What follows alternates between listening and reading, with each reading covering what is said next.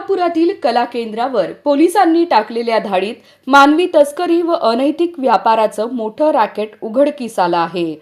या कारवाईत एका महिलेसह 5 आरोपींना अटक करण्यात आली असून तब्बल 25 पीडित महिलांची सुटका करण्यात आली आहे. या महिलांना परराज्य व परजिल्ह्यातून आणून त्यांच्याकडून जबरदस्तीने वेश्या व्यवसाय करून घेतला जात असल्याची माहिती समोर आली आहे. ही कारवाई टेंभुर्णी पोलीस ठाण्याचे प्रभारी प्रशिक्षणार्थी IPS अधिकारी राहुल आत्राम यांच्या पथकाने मोडणीम येथील स्वरांजली कला केंद्रावर केली. 15 मार्च रोजी मिळालेल्या गोपनीय माहितीच्या आधारे पोलिसांनी पंच व डमी ग्राहकांच्या मदतीने नियोजनबद्ध सापळा रचत दुपारी स्वरांजली कला केंद्र आणि स्वागत लॉजवर छापा टाकला.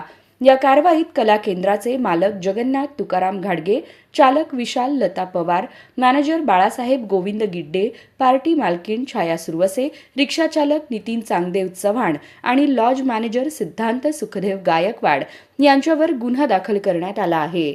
या छाप्यात पश्चिम बंगालसह विविध ठिकाणांहून आणलेल्या 25 महिलांची सुटका करण्यात आली.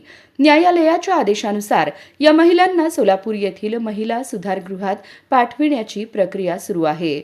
पुढील तपास पोलीस करत आहेत.